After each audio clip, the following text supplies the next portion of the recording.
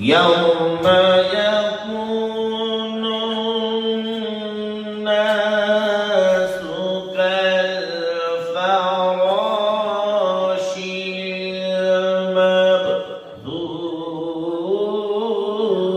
المبثوث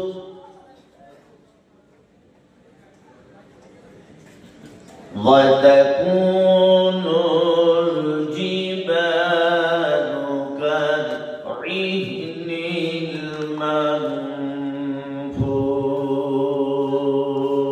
المنفوش صدق الله العظيم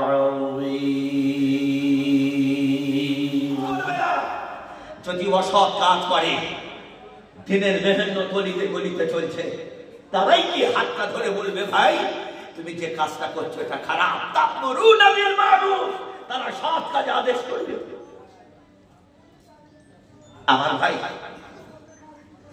আমার বন্ধু তাহলে অন্তত একটুখানি চিন্তা করে দেখি আল্লাহ পাক আমার মর্যাদা কোথায় রেখেছে হযরত ঈসা আলাইহিস সালাতু ওয়াস সালাম আল্লাহর কাছে বলে আল্লাহ ঈসা নবী তিনি রাসূল এবং নবী দুটো নবীর নাম কোরআন পাকে এসেছে দুবার করে আল্লাহ কখন বলেছেন ঈসা আর কখন বলেছেন মাসিহ আর কোরআন পাকে আমাদের নবী দুবার ধরে ডাকা হয়েছে কখন বলেছেন আহমদ আর কখন বলেছেন মুহাম্মদ হযরত ঈসা আলাইহিস সালাতু ওয়াস সালাম আল্লাহকে কয় আল্লাহ দুনিয়ায় আমার বন্ধু কে হবে আপনি আমাকে একটুখানি দেখাবেন আমার তো কেউ নেই আপনি আছেন তো আমি জান্নাতে যাব কার সঙ্গে এই রকম দুনিয়ায় কোনো আমার বন্ধু আছে একবার আমাকে দেখাবেন আল্লাহ বললেন হ্যাঁ আছে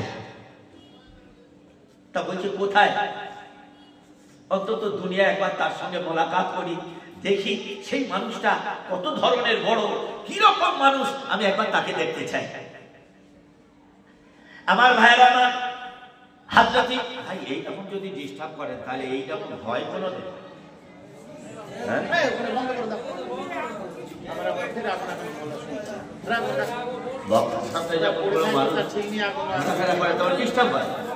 অসুবিধা হয় আপনি চালু করতে সরে যাও না বাবা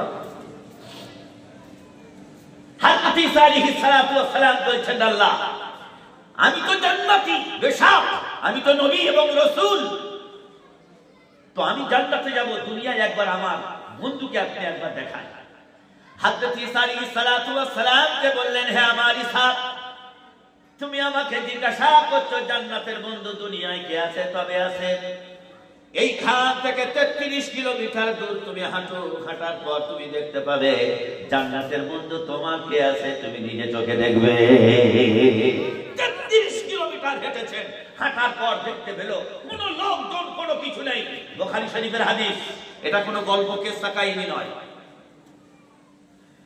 আমার ভাইরা আমার হযরত ঈসা আলাইহিস সালাতু ওয়াস সালাম 33 কিলোমিটার যাওয়ার পর দেখলো কোনো রাস্তা নেই কোনো কিছু নেই এরপর খোঁজাখুঁজি করার পর আল্লাহকে জিজ্ঞাসা করছে আল্লাহ আপনি আমাকে তো বললেন এই জায়গায় আমার বন্ধু আছে আমি কোনো কিছু আওয়াজ পাই না শুনতে পাই না দেখতেও পাই না কে আমার বন্ধু আল্লাহ রাব্বুল আলামিন বলে ঈসা যেখানে দাঁড়িয়ে আছো ওই জায়গায় তুমি ভালো সুন্দর করে কান পেতে দেখো কিসের আওয়াজ আসছে হযরত ঈসা আলাইহিস সালাতু ওয়াস সালাম দেখতে পেলেন বিশাল বড় একটি পাথর যে পাথর এত বড় পাথর সে পাথর এত কঠিন এত শক্ত পাথর সেই পাথরের ভিতর থেকে একটা ক্ষীণ শব্দে আওয়াজ আসছে আল্লাহ আল্লাহ আল্লাহু লা ইলাহা ইল্লাহু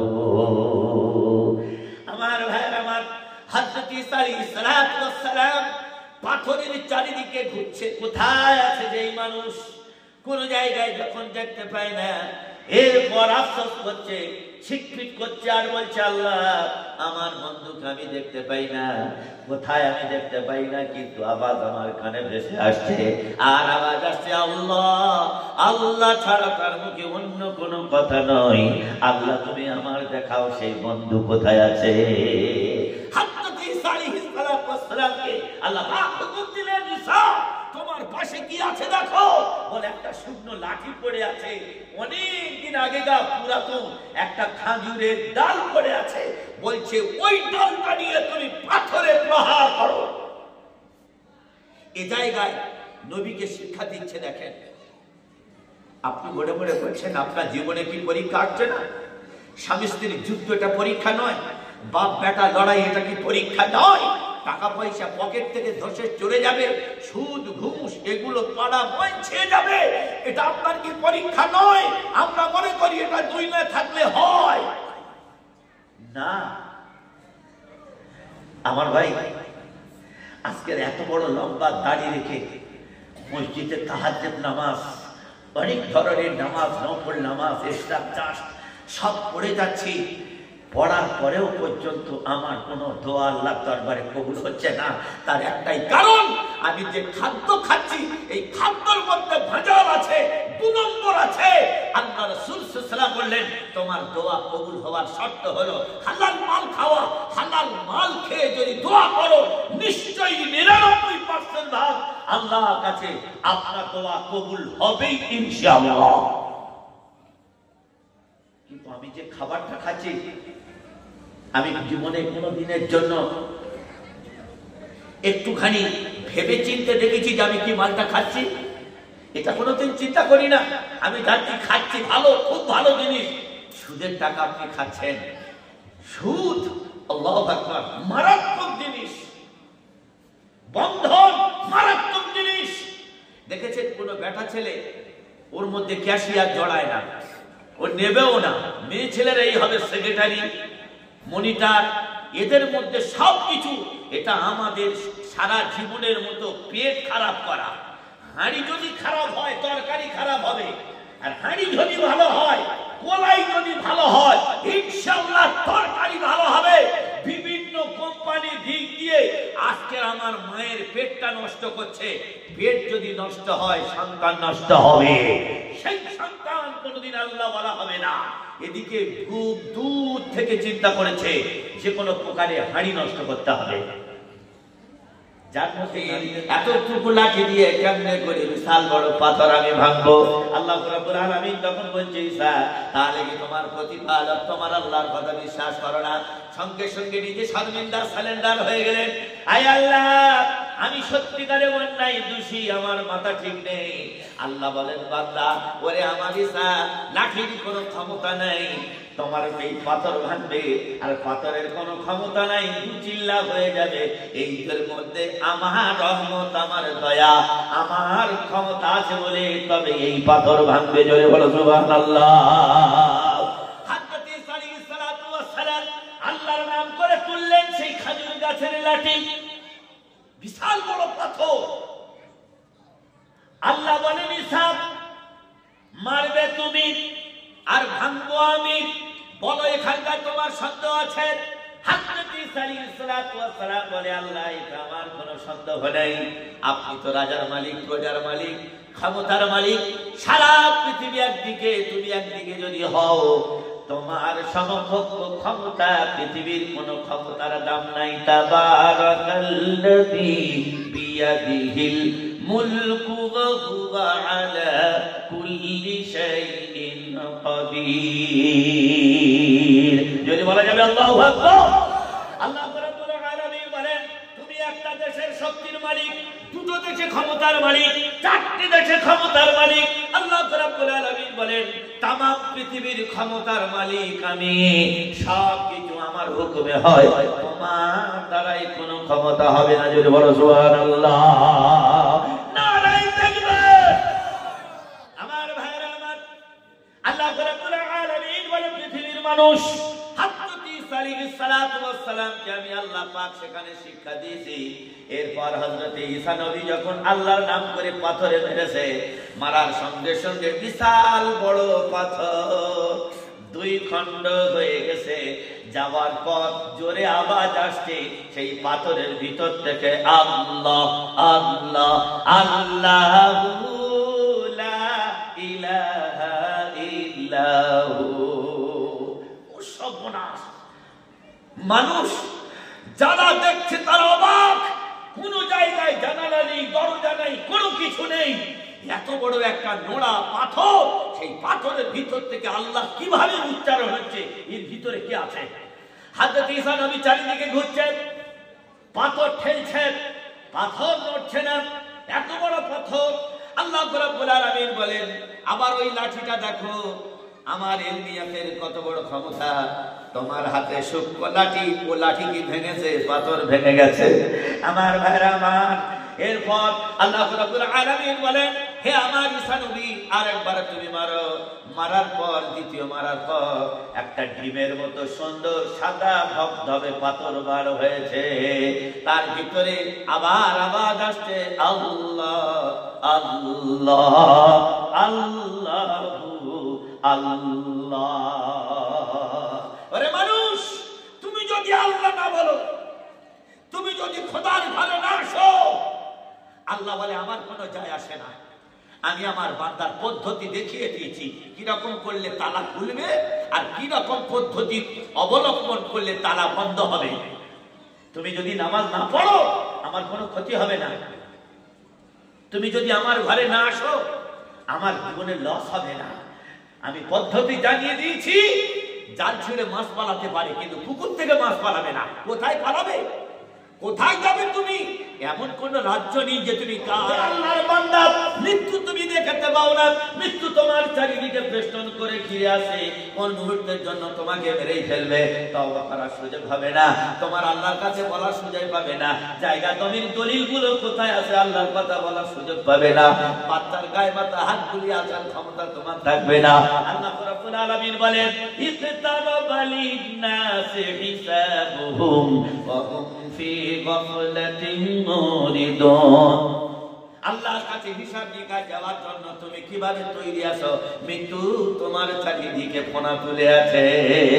কোন মুহূর্তের জন্য তোমাকে চবল মারবে, তুমি আর কোনো সুযোগ পাবে না। বিবির কাছে বলার সুযোগ হবে না। আমার ভাইয়েরা, আমার রবিবার দিন বড় দিন। আজকের তুমি চলে গেলে কোথায়? আমি অনেক দিন পরে কলকাতা থেকে এসেছি। বাচ্চার কোলে করে নিয়ে চা দোকানে যাবে, দুধ আর রুটি খাওয়াবে। বিবি বলে দিয়েছে, যাও আজকের হাটবার দিন ইলিশ মাছ আর কচু পাতা কিনে নিয়ে আসবে, একসঙ্গে রান্না হবে। আমার বাবাজি আমার ব্যাগ নিয়ে গোসল টোসল করে চা দোকানে, মা বাবার বেটা চা খাবে, বাচ্চার গালে তুলে দেয়।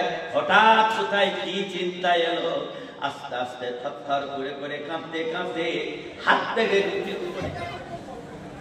যাদের মধ্যে সহ্যের গুণ আছে, আহা, এটা তো অন্য কোনো জায়গা নয়, এটা হলো বেহেশতের বাগান। আপনি যদি মনে মনে করেন সত্যিকার এটাই হলো বেহেশতেরই বাগান। আল্লাহ রাসূল সাল্লাল্লাহু আলাইহি ওয়াসাল্লাম এই জায়গাটা জান্নাতে যাওয়ার জন্য আল্লাহ রাসূল ওয়াদা করেছেন। বলুন সুবহানাল্লাহ। তাহলে কি মজমা, এ কত বড় মহান, এ কত বড় বড়। আমার ভাই বসে যান, বসে যান। যথেষ্ট মানুষ, পুরো পেটটা ময়দান ভরা, ময়দানের পেট ভরে গেছে, আর মাঠের কোনো অংশ খালি নেই। ভাই পিছনে যারা আছে একটু একটু করে সরে সরে আসলে পিছনে সাথীরা তারা বসতে পারে। তো আল্লাহ পাক বলেন, বান্দা যখন আল্লাহর অস্তিত্বের কথা আল্লাহ বান্দা যখন ভুলে যায়, তখন আমি একটা রোগ দিই, আতঙ্ক, ভয়। ওয়াল খাউফি ওয়াল জু', যখন তার অন্তরে ভয় আসে, ইগোমাই গলা, মানুষের অন্তরে যখন ভয় আসে, আকাশ যখন অন্ধকার হয়, বজ্রপাত পড়ার আগে এ তখন মাল জড়ো হয়ে যায়। কেন বলুন তো? তার একটাই কাজ, ও আল্লাহ থেকে অনেক দূরে সরে আছে, যার লেগে এই ভয়টা আল্লাহ দিয়েছে।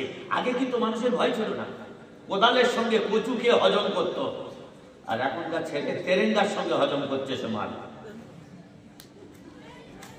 তাই না? কোদাল কুপিয়ে নাগল ঠেলে তারা হজম করত কচু। আপনার যদি 5 টাকার কচু খাইয়ে দেওয়া হয় আল্লাহর কসম 3 দিন ডায়রিয়া হবে, আপনার বাঁচানো যাবে না। ওই কারণে এখনকার লোকেরা বলে আমাদের হাড় আছে, তোদের কিছু আছে? কিচ্ছু নেই, বেকার মাল, দেড়ে দেড়ে পেশাব করছে। ছি ছি ছি ছি, বসার ক্ষমতা নেই, ওর কোমরে বল নেই। ও জানে আমি যদি বসি কষ্ট করে উঠবো কি করে। এখনকার যুবকদের এটা একটা ফ্যাশন। এখন প্যান্ট উঠেছে দেখেছেন তো, হ্যাঁ খালি কোট দেখে যায়, ফ্যাশন। আগে বাপের বাপ বলতো, এখন বাপ বলে না তো। মায়ের আগে মা বলতো, এখন মার মা বলে না তো, মার বলে মামি। তাহলে মা যদি মামি হবে, মায়ের স্বামী কে হবে? প্লাস্টিক যুগ, তাই নয়? ফ্যাশন যুগ। একটা ছেলে সারাদিনে কটা শেকড় শান্তি খায় জানেন? আশ্চর্য হয়ে যাবেন। বাপের টাকা দেবে কোথা থেকে? যাই পার হোক, ওটা আপনার ব্যক্তিগত ব্যাপার। আমার ভাই, এটা অবশ্যই আপনার শরীর সুস্থ থাকা, এটা শরীয়ত সম্মত। আপনার শরীরের দিকে তাকাতে হবে। তার জন্য এত পরিশ্রম করছেন, একটু বন্ধ দিন।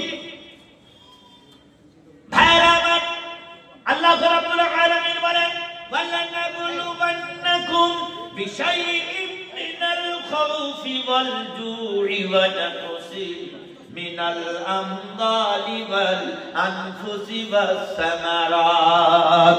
আল্লাহ রাব্বুল আলামিন বলে, বান্দা আল্লাহর কথা যখন ভুলে যাবে, নবীর কথা যখন ভুলে যাবে, মসজিদের কথা যখন ভুলে যাবে, মাদ্রাসার কথা যখন ভুলে যাবে, ওলামা হযরতদের কথা যখন ভুলে যাবে, হাজী সাহেবদের কথা যখন তুমি ভুলে যাবে, তাবলীগ জামাতের